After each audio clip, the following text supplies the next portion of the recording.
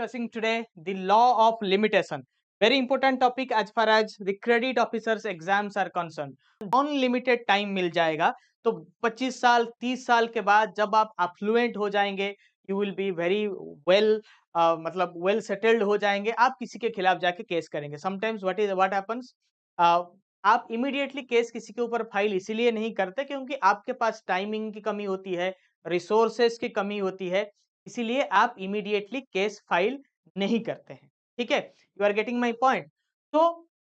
अगर इस तरह से चलता रहा जैसे मी टू कैंपेन आपको याद होगा 20 साल 25 साल पहले के अब्यूज को लेकर कोई एक्ट्रेस या फिर कोई हमारी लेडी साथी कंप्लेन फाइल कर रहे थे ठीक है वो कोर्ट में एडमिसेबल इसीलिए नहीं था क्योंकि 25-30 साल लंबा टाइम होता है आप 25-30 साल पहले का इन्वेस्टिगेशन कोई करेगा कोई जजमेंट देना भी चाहेगा तो there will be lack of proof lack of evidence evidence उस टाइम का इकट्ठा करना मुश्किल होगा ठीक है तो इसीलिए कुछ चीजों के ऊपर लिमिटेशन लगा दिया गया है विद इन सर्टन टाइम 10 साल 12 साल 1 साल 2 साल के अंदर इस तरह के केसेस में आप केस फाइल करेंगे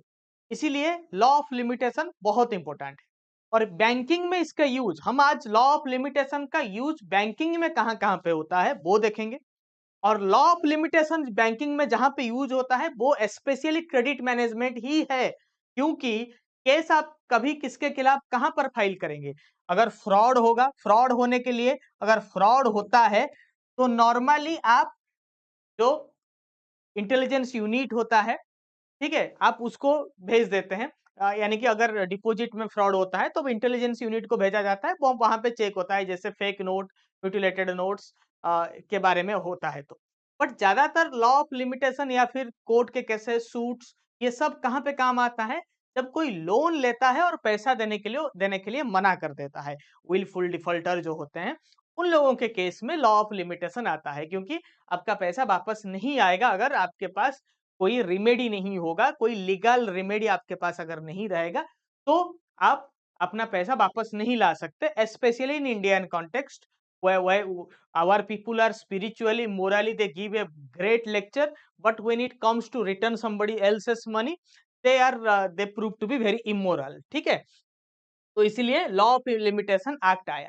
तो लॉ ऑफ लिमिटेशन जो है 1963 में पास किया गया लॉ है स्पेशली इसका जो मेन लॉ था ब्रिटिश टाइम में 1859 में इसको इम्प्लीमेंट कर दिया गया था you are getting my point okay तो लॉ ऑफ लिमिटेशन वही है prescribes the time limit for different suits within which an aggrieved person can approach the court for redress or for justice. The suit is if filed after the expiry of the time limit is struck by the law of limitation. मतलब अगर आपको किसी mortgage case में 12 साल का limit मिलता है तो डिफॉल्ट होने के 12 साल के अंदर आप केस फाइल करेंगे उसके बाद आप नहीं कर पाएंगे ठीक है तो इवेंट होने के सर्टन टाइम लिमिट के भीतर ही अगर आप अग्रीव्ड हैं अगर आपको कोई इंपैक्ट हुआ है कोई फाइनेंशियल लॉस हुआ है मेंटल लॉस हुआ है तब आप केस फाइल कर पाएंगे use of limitation especially lenders of financial institutions use it for various purposes okay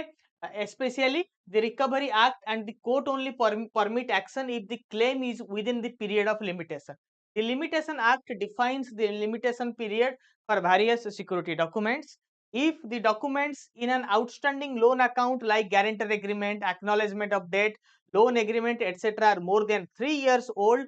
then these documents said to be time bar अगर कोई डॉक्यूमेंट नॉर्मली कोई एग्रीमेंट साइन होता है तो वो 3 साल तक वैलिड रहता है उसके बाद आपको अपने डेटर से एक एक्नॉलेजमेंट लेटर लेना पड़ता है रिवाइवल लेटर लेना पड़ता है ताकि वो जो सर्टन कंडीशन है वो लीगली एनफोर्सेबल हो सके आप इसको थोड़ा सा लीगल टर्म है आप उसको समझने की कोशिश करिए डाउट होगा तो आप कमेंट सेक्शन में डालिए हमारे टीम आपको आंसर देंगे ठीक है गेटिंग माय पॉइंट यस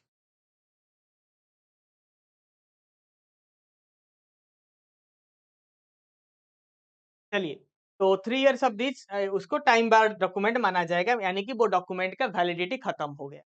हम आगे जाके जजमेंट और डिक्री के बारे में आएगा, मतलब डेट ऑफ डिक्री और डेट ऑफ जजमेंट। यहाँ पे नॉर्मली हम लिमिटेशन में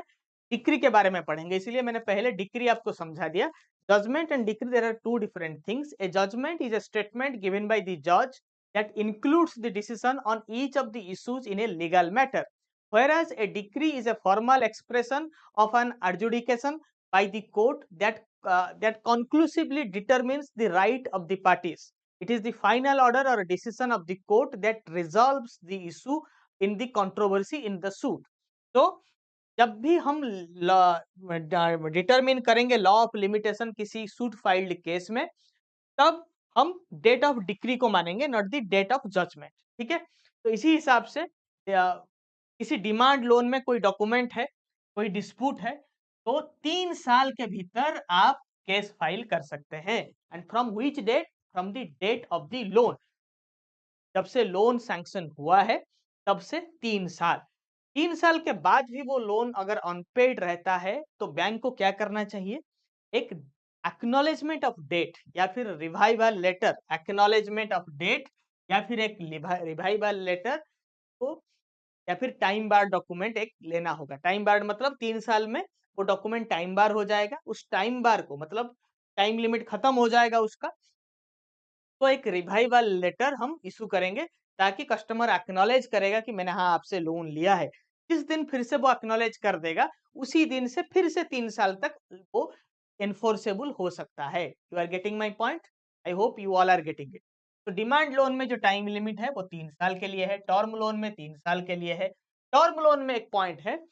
टर्म लोन में from date of each instalment, अगर वो इंस्टॉलमेंट 3 साल के बाद किसी दिन दे दिया है इंस्टॉलमेंट, इसका क्या मतलब हुआ कि उसने एक्नॉलेज किया, नहीं तो वो पे ऑफ क्यों कर रहा है? अगर वो पे ऑफ कर रहा है, that means he is acknowledging that I have taken a loan from you and I am paying the instalment from the last instalment paid last 3। इसीलिए नॉर्मली आप जब टर्म लोन इशू करते हैं उसमें आप revival letter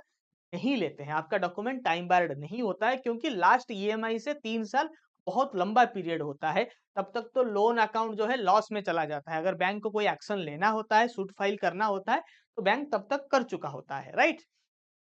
surety against the principal debtor, किसी ने अगर गारंटी दिया है, श्योरिटी मतलब गारंटी,